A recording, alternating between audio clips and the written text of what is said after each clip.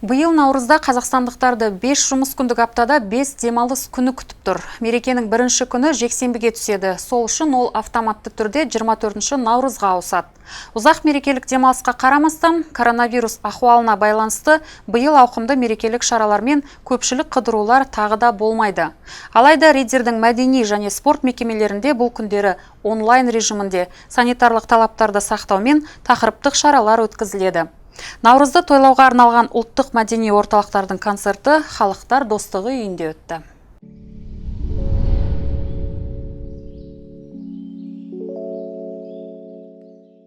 Наш Дом дружбы народов уже нас не раз радовал и продолжает радовать такими красивыми праздниками. Надеюсь, сегодня мы почувствуем, что такое Наурыз, что такое весна, что такое солнце. Нам немножко в этот год не хватает, наверное, доброты и тепла. Поэтому хочу всем собравшимся пожелать здесь, в преддверии такого хорошего, доброго праздника, всем здоровья, улыбок, счастья и благополучия в вашей семье. Наурыз келді еліме, күті келді жүреме, балапанын атынан күттіктаймыз сені де.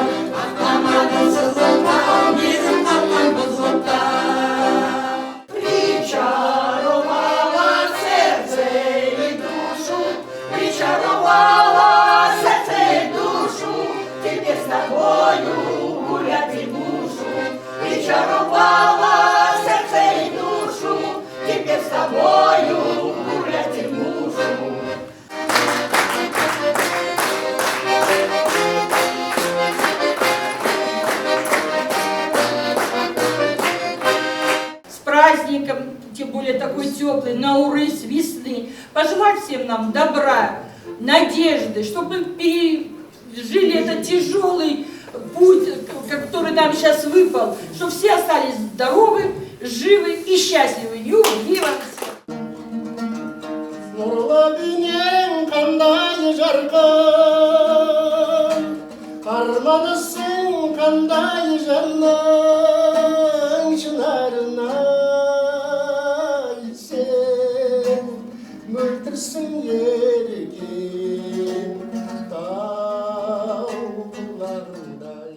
Мы хотим вас поздравить с этим замечательным праздником.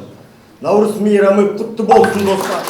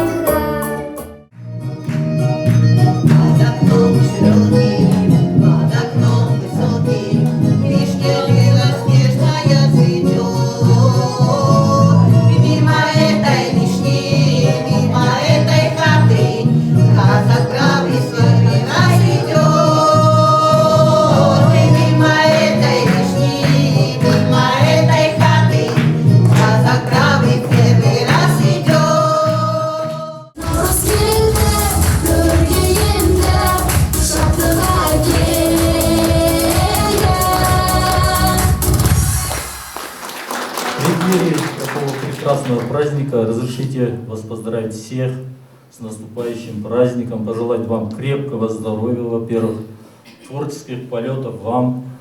И благодаря вам мы чувствуем праздник. Вы сеете добро, культуру. Мы богаты тем, что разные традиции, обряды, культуру народа мы знаем благодаря вам. Вы молодцы.